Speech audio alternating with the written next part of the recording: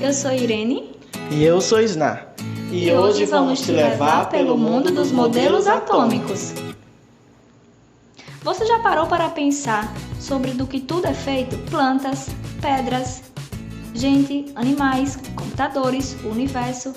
Será que existe um princípio comum? O que compõe o mundo que nos rodeia? Ao longo dos séculos, os homens tentaram responder a essa pergunta. E os primeiros pensamentos surgiram lá na Grécia Antiga por volta do século V a.C., através da ideia de pensadores pré-socráticos, posteriormente documentadas e aprimoradas por Aristóteles. Segundo ele, tudo era composto pelos 4 elementos: terra, fogo, água e ar.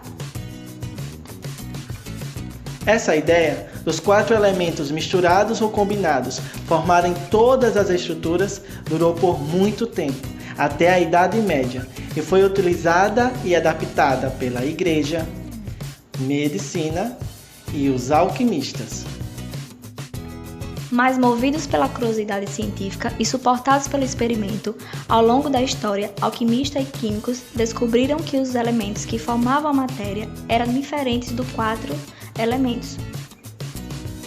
Os filósofos Leucipo e Demócrito afirmavam que a matéria não poderia ser dividida infinitamente, chegando a uma unidade indivisível denominada átomo. Logo, o átomo era a menor parte da matéria.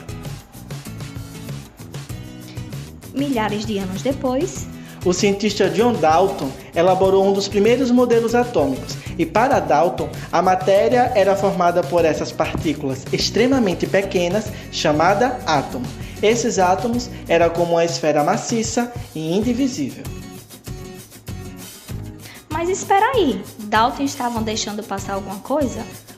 Ah, verdade! Em sua teoria, Dalton não contemplava a natureza elétrica da matéria, o que tornava sua teoria limitada. Entretanto, Dalton iniciou um caminho sem volta na química, a certeza de que a matéria era formada por átomos. No final do século XIV, outro cientista inglês, Joseph John Thomson, realizou alguns experimentos com cargas elétricas e, descobriu que o átomo não era uma esfera indivisível, como sugeriu Dalton. Essa experiência levou à elaboração de um novo modelo. Nesse modelo, Thomson propôs que o átomo fosse uma esfera de carga elétrica positiva e dentro dele havia subpartículas carregadas negativamente. Essas partículas foram chamadas de elétrons, onde os elétrons estariam uniformemente distribuídos, configurando o equilíbrio elétrico. Então espera aí, o átomo que antes era uma esfera maciça e indivisível, agora é divisível, possuindo partícula muito menor que ele? Sim, agora o átomo se divide em elétrons. Então, será que é possível descobrir outras subpartículas além do elétron?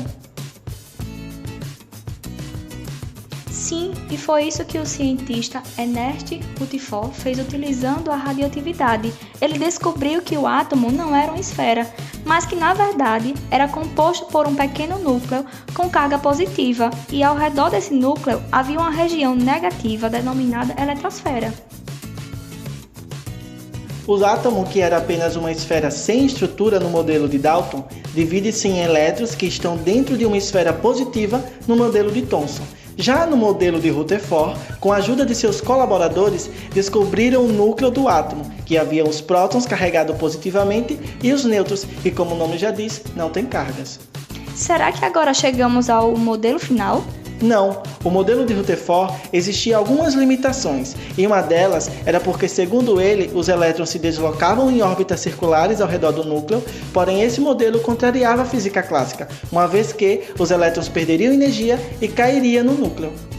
Como isso não ocorria pelo átomo ser uma estrutura estável, o cientista dinamarquês Niels Bohr aperfeiçoou o modelo proposto por Rutherford, formulando sua teoria sobre distribuição e movimento dos elétrons.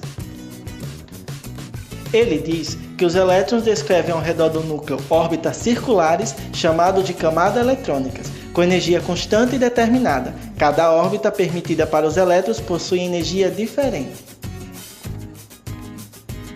Apesar do modelo de Rutherford-Bohr explicar a estrutura atômica, ela ainda apresenta algumas limitações, como por exemplo, ele não explica por que o elétron apresenta energia constante, não explica como acontecem as reações químicas. Apesar das limitações do modelo de Rutherford-Bohr, ele ainda é um dos mais difundidos no ensino médio. Houve muitos outros estudos em relação à estrutura do átomo, levando à criação de outros modelos. Mas isso é uma história para outros vídeos.